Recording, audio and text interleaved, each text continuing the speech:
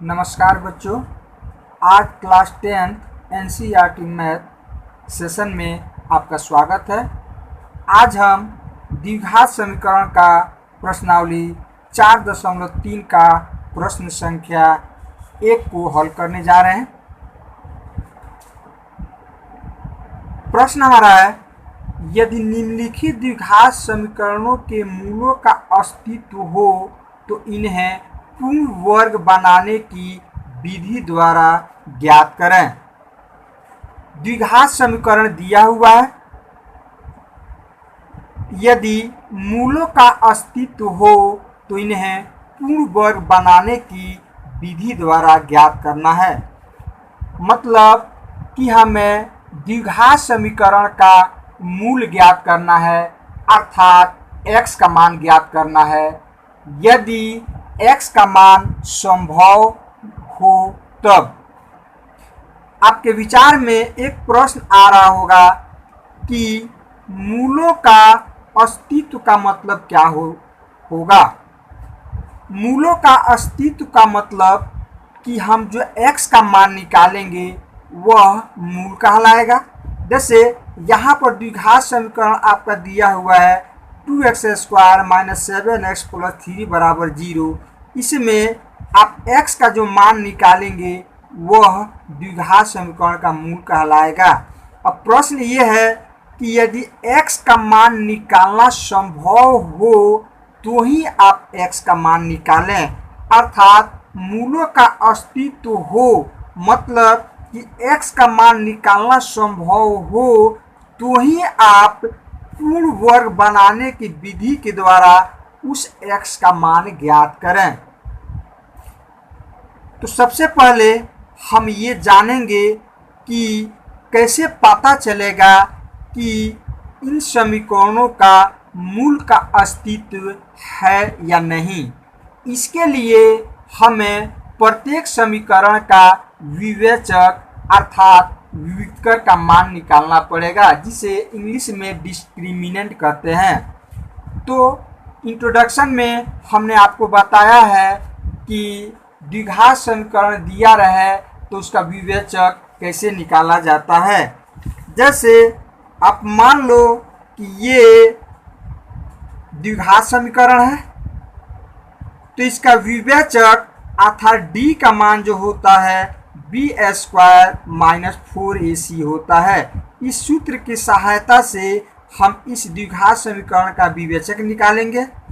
यदि d का मान 0 के बराबर आए या d का मान 0 से बड़ा आए तो मूल का अस्तित्व होगा। यदि d का मान 0 से छोटा आए, मतलब कि d का मान यदि ऋणात्मक आता है तो उस स्थिति में मूल का अस्तित्व नहीं होगा। तो हम सबसे पहले प्रत्येक प्रश्न में मूलों का अस्तित्व जांचेंगे कि है या नहीं, अर्थात d का मान हम निकालेंगे।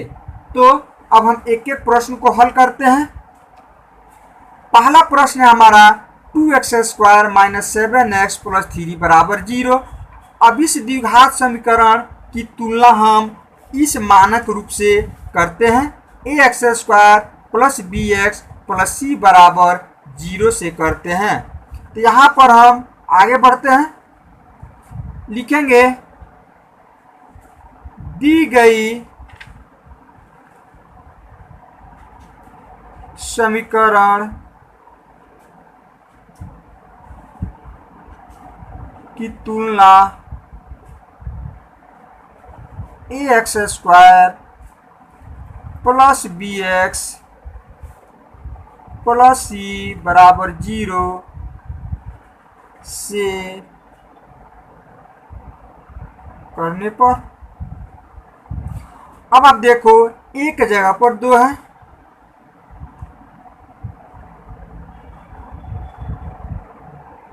a = 2, b के जगह पर -7 है और c के जगह पर 3 है। अब आप d का मान निकालो। d = B square minus 4ac।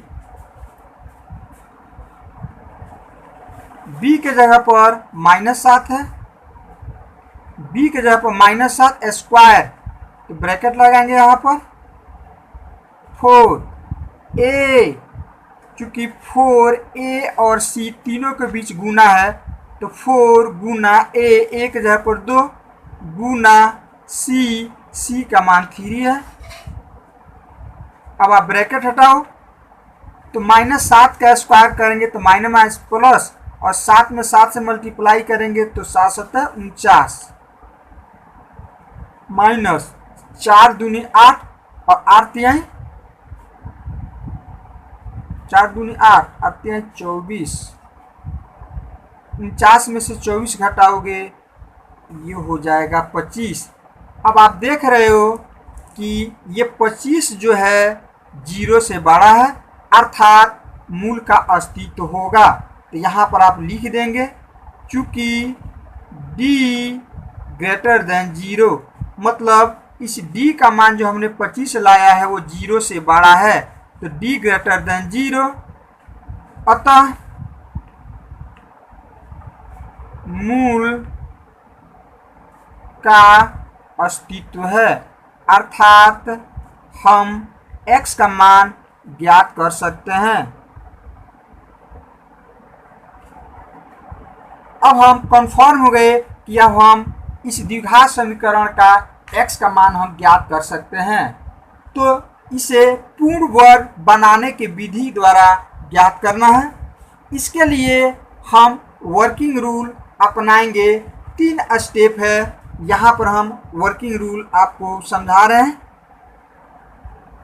पहला, एक्स स्क्वायर के गुणांक से दोनों पक्षों में भाग दे करके एक्स स्क्वायर का गुणांक 1 बना लें। मतलब कि यहाँ पर एक्स स्क्वायर का गुणांक 2 है तो दोनों पक्ष में आप 2 से भाग देंगे। पहला स्टेप ये हमें उठाना है। एक्स स्क्वायर का जो भी गुणांक रहे आप दोनों पक्षों में उसे भाग देंगे। दूसरा स्टेप, LHS में x वाले पद को रखें तथा RHS में अचर पद को रखें।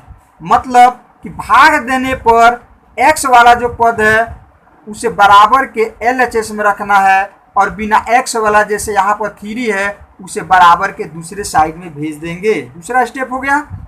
तीसरा स्टेप,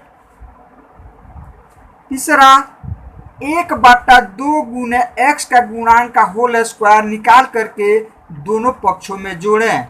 मतलब कि 1/2 गुने x का गुणांक, जैसे यहाँ पर x का गुणांक -7 है तो 1/2 गुने -7 का होल स्क्वायर करेंगे और जो आएगा तो LHS और RHS दोनों में जोड़ देंगे और उसके बाद हम x का मान ज्ञात कर लेंगे। तो इस तरह से 3 स्टेप का हम पालन करके और x का मान ज्ञात करेंगे। यही हमारा पूर्ण वर्ग बनाने की विधि होगा। आगे बढ़ते हैं हम। प्रश्न लिख देते हैं एक बार यहाँ पर। चूंकि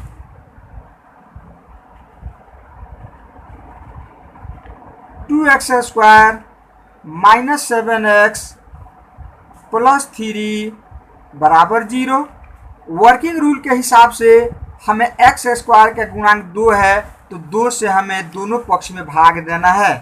तो यहाँ पर हम भाग देते हैं 2x² बटा 2 माइनस 7x बटा 2 3 बटा 2 0 बटा 2। यहाँ पर लिख देंगे कि हमने क्या किया है। x² के गुणांक से दोनों ओर भाग देने पर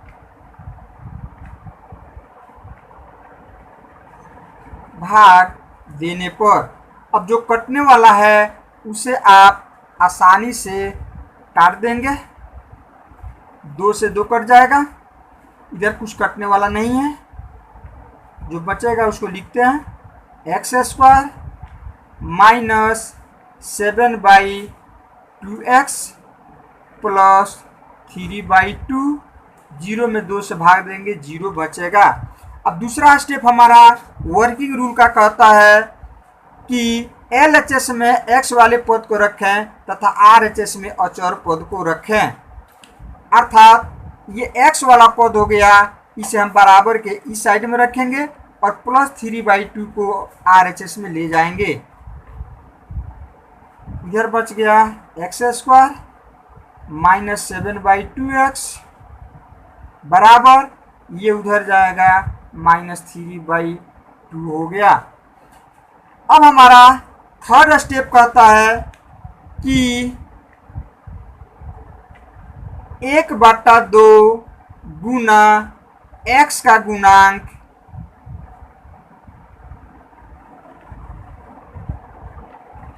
का होल स्क्वायर दोनों ओर जोड़ देंगे। तो हम इसका मान निकाल लेते हैं।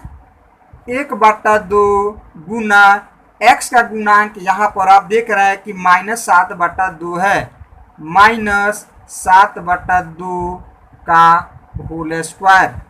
अब आप कटने वाला है तो काटेंगे, नहीं तो अंश को अंश से, हर को हर से गुना करेंगे। -7 को 1 से गुना करेंगे तो -7/2 में 2 से गुना करेंगे तो 4 का होल स्क्वायर होगा।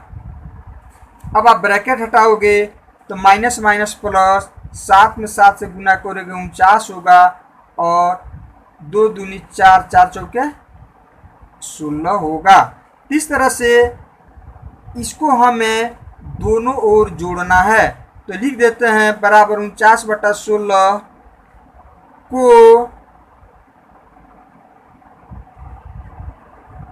दोनों पक्षों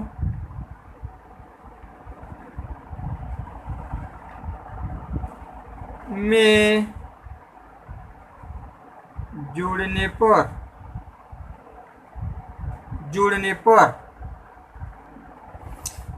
अब यहाँ पर ये हमारा दिया हुआ था। अब हम दोनों पक्ष में जो आपने अभी जस्ट निकाला है -7/4 का होल स्क्वायर, अब हम दोनों ओर अर्थात इसमें भी और इसमें भी -7/4 का होल स्क्वायर जोड़ देते हैं। तो जोड़ने पर आपका x² -7/2x प्लस -7/4 का होल स्क्वायर बराबर के इस साइड में भी हमको इसी को जोड़ना है, -3/2 प्लस -7/4 का होल स्क्वायर। अब हम इसको सरल करते हैं। अब आप एक चीज का ध्यान रखना कि बराबर के LHS में हमेशा या तो a प्लस b के होल स्क्वायर आएगा या a माइनस b के होल स्क्वायर पर ही ये पद आएगा। तो यहाँ पर आप थोड़ा सा दिमाग का यूज करना, दिमाग लगाना। यहाँ पर इसको आप a मानना, इसको आप a मानो और इसको आप b मानो। a² प्लस b² माइनस, यहाँ पर कुछ भी हो उसे आपको मतलब नहीं है, माइनस यहाँ पर आप 2ab मानकर चलेंगे। मतलब आप ऐसे समझो, a² माइनस यहाँ पर कुछ भी हो 2ab मानना, a² minus 2ab plus b², और ये होता है a माइनस b का होल स्क्वायर। तो इसको हम लिख सकते हैं, अब चूंकि ये माइनस है तो माइनस माइनस प्लस हो जाएगा, तो इसको माइनस, चूंकि होल स्क्वायर है तो इस माइनस को रखो या मत रखो कोई फर्क नहीं पड़ता है। तो इसको हम लिख सकते हैं a माइनस, ये माइनस माइनस हम प्लस कर देते हैं, इसको प्लस कर देते हैं, ये भी प्लस हो जाएगा। a² minus 2ab plus b² बराबर होगा a माइनस b का होल स्क्वायर बराबर, इसको आप सॉल्व करो, -3/2 प्लस 7 49, 4 चौका 16, इसका LCM निकालोगे तो 16 और 2 का एलसीएम 16 होगा। 2 का टेबल 8 बार 8 तिहाई 24, ये -24 होगा। 16 16 कट जाएगा एक बार में, ये 49 होगा। इसको आप तोड़ोगे तो यही चीज आएगा। आप इसको रफ में तोड़ कर देखना, a माइनस बी के होल स्क्वायर के सूत्र पे इसको तोड़ोगे तो आपका यही चीज आएगा। तो हमें ये बीच वाले टर्म से कोई मतलब नहीं है, सिर्फ आप इसको सेटिंग करना और इसको सेटिंग करना। a स्क्वायर यदि माइनस है तो माइनस इसको 2ab के रूप में आप मानकर चलना, प्लस b स्क्वायर, तो a square minus 2ab plus b square बराबर होता है a माइनस बी का होल स्क्वायर। तो a को हम x माने हैं और b की जगह पर 7/4 है, अर्थात x माइनस 7/4 का होल स्क्वायर को जब तोड़ेंगे तो इतना के बराबर आएगा, अर्थात इसके जगह पर हम इतना लिखेंगे। तो ये हो जाएगा हमारा x माइनस 7/4 का होल स्क्वायर बराबर प्लस माइनस माइनस घटेगा 49 में 24 घटेगा 25/16। अब आप स्क्वायर के दूसरे साइड में ले जाओ, तो स्क्वायर जब भी जाता है तो बराबर की साइड वाले का रूट हो जाता है, उसके पहले प्लस माइनस हम लोग लगा देते हैं। तो x माइनस 7/4 बराबर प्लस माइनस रूट अंडर 25/16। 25 का वर्गमूल होगा 5 और 16 का वर्गमूल होगा 4। चूँकि हमें x का मान निकालना है, -7/4 को उधर भेजो, ये प्लस हो जाएगा 7/4। तो x बराबर प्लस माइनस 5/4 माइनस उधर जाएगा तो प्लस हो जाएगा। अब आप 4 और 4 का एलसीएम ले लो, 4 ही होगा। हर समान है तो अंश को ऐसे ही उतार दो। तो चूँकि 5 का चिन्ह प्लस माइनस है तो चिन्ह के साथ उतारना, तो प्लस माइनस 5 प्लस 7। अब 5 का चिन्ह प्लस भी है माइनस भी है, तो दोनों चिन्ह को बारी बारी से लेकर के चलो। एक बार प्लस वाला लोगे तो प्लस 5 प्लस 7/4, कोमा एक बार माइनस वाला लेकर चलोगे तो -5 प्लस 7/4। अब आप दोनों का चिन्ह सेम है, जुटेगा 7 5 12/4, कोमा माइनस प्लस माइनस घटेगा, 7 में से 5 जाएगा 2/4। चिन्ह बड़ी संख्या का, 7 बड़ी संख्या प्लस, तो इसका चिन्ह प्लस। अब ये कटने वाला है, 4 के टेबल में 4 और 12 है, 4 एकम 4, 4 तिहाई 12। 2 के टेबल में 2 और 4 है, 2 एकम 2 और 2 दूनी 4, तो 3/1 और ये बचा 1/2।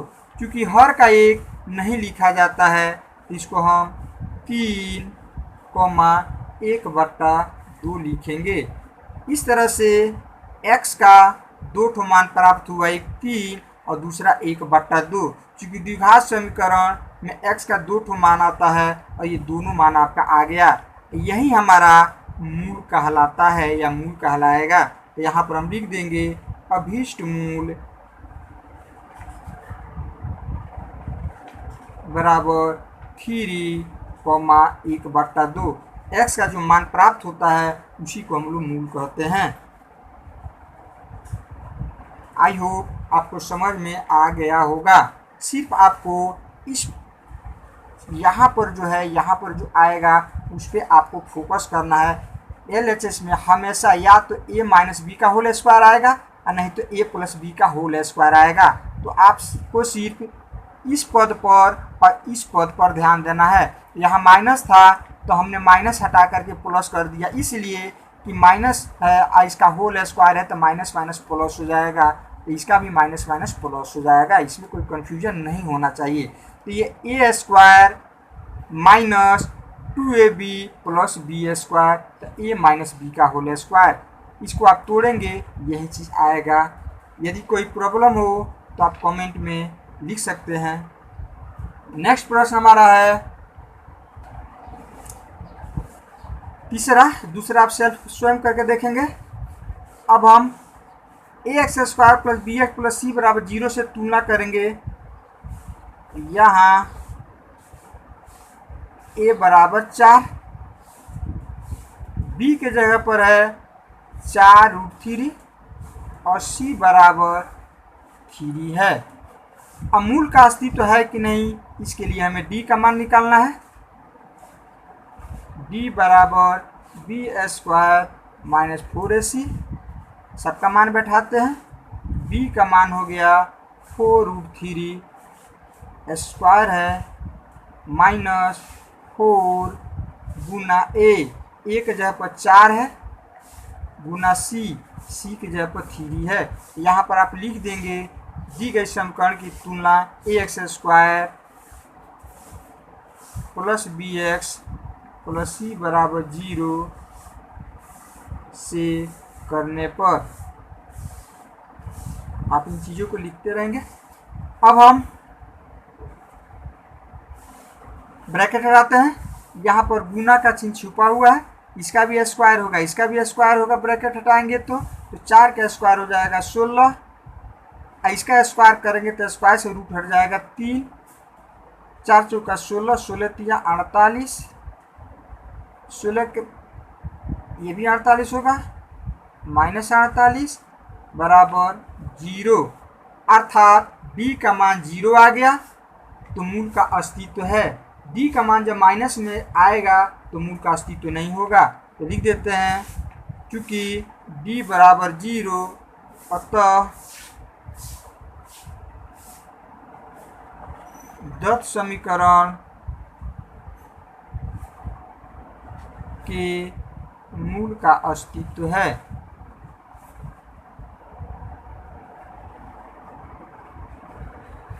मूल का अस्तित्व है तो पूर्ण वर्ग बनाने की विधि द्वारा इसका मान हम निकालते हैं। समीकरण हमारा ये वाला दिया हुआ है।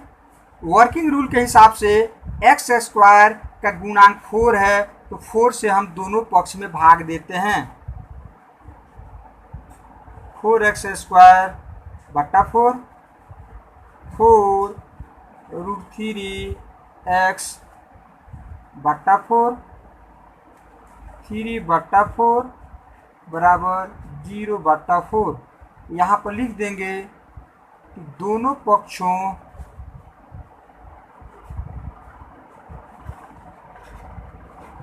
में 4 से भाग देने पर जो कटने वाला उसको काट दो, 4 और 4 कट जाएगा। यहाँ भी गुना का चिन्ह छुपा हुआ है, 4 से 4 कट जाएगा। x² प्लस √3x प्लस 3 बटा 4, 0 में 4 से भाग देंगे 0 होगा।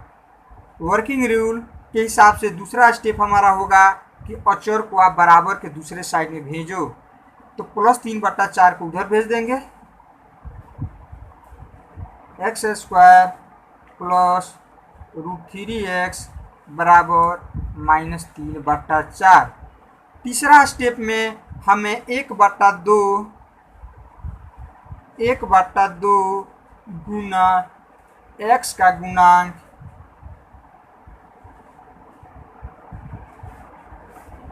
का होल स्क्वायर से होल स्क्वायर को जोड़ना है। तो इसका मान हम निकाल देते हैं। 1 बटा 2 गुना x का गुणांक, 1 बटा 2 गुना x का गुणांक √3 है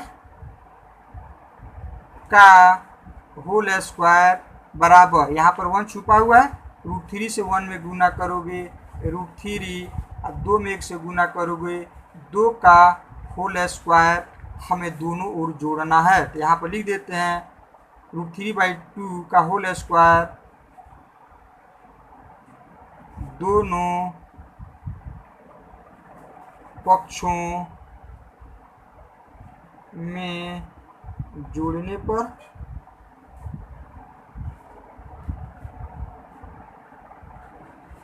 x² प्लस √3x, इसको हमें दोनों ओर जोड़ना है तो √3/2 का होल स्क्वायर -3/4 पहले से दिया हुआ है, इधर भी हमें √3/2 का होल स्क्वायर जोड़ेंगे।